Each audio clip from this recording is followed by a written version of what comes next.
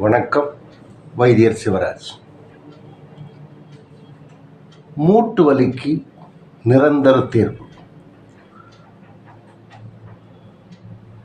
சமையல் முடிக்கிறதுக்கு முன்னாடி நம்ம சட்டியை கழுவணும்.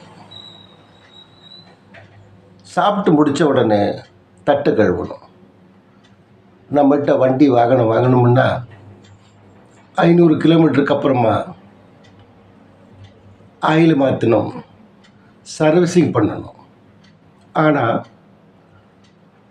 நம்ம பிறந்ததிலிருந்து இறுதி காலம் வரைக்கும் இடைவிடாமல் ஓய்வில்லாமல் உழைக்கிற இருதயம், இரைப்பை, சிறுநீரகத்தை யார் சர்வீசிங் பண்ணுறது, யார் ஆயில் மாற்றுறது? இந்த சின்ன சின்ன விவரங்களை நம்ம தெரியாமல் விடுறதுனால நமக்கு மூட்டு வலி நிரந்தரமாயிடுது. ஆக உபாதைகள் என்றது மழை காலத்துங்களில் ஜுரம் பிடிக்குது, சளி பிடிச்சிருச்சு, தலைவலிக்குதுன்னு சொன்னால் அது சூழ்நிலைக்கேற்ப வர்றது மழை காலத்தில். அதே கோடை காலத்தில், வெயில் காலத்தில் சிரங்கு வந்துருச்சு, பொடுகு வந்துருச்சு, இல்லை அம்மை போட்டுருச்சுன்னா உஷ்ணத்தால் ஏற்படக்கூடிய ஒரு விஷயம். அது பருவத்துக்கேற்ற மாதிரி வரும். ஆனால் இந்த மூட்டு வலி, முழங்கால் வலி, டயபெட்டின்னு சொல்லக்கூடிய சர்க்கரை வியாதி, ஆஸ்துமா, இதெல்லாம் வந்தால் உடனே போகிறதில்ல. இதுக்கு நிரந்தரம் தீர்வு என்னென்னா மருந்து தான். ஆக மூட்டு வலி வந்துருச்சு, எனக்கு நடக்க முடியல, உட்காந்து எழுந்துக்கிறதே கஷ்டமாக இருக்குது,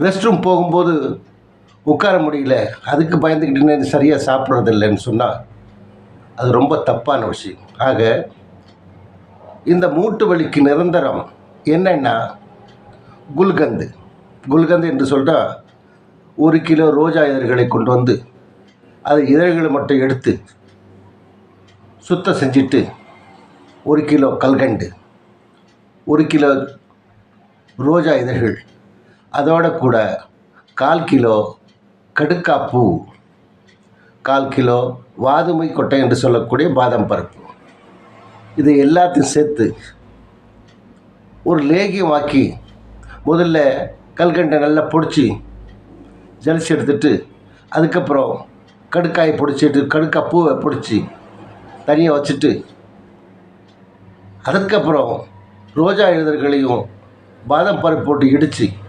லேகியமாக்கி பதப்படுத்தி வச்சிட்டிங்கன்னு சொன்னால் வருஷம் 3 நாளும் கெடாது.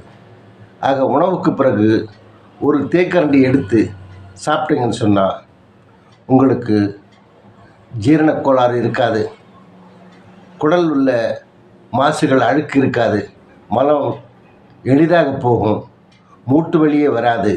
ஆனால் நிரந்தரமாக சாப்பிடணும். ஆக நிரந்தரமாக சாப்பிட்றதுனால ஏதாவது பக்க விளைவு வருதுன்னா எக்காரணத்தை கொண்டும் பக்க விளைவுகள் வராது.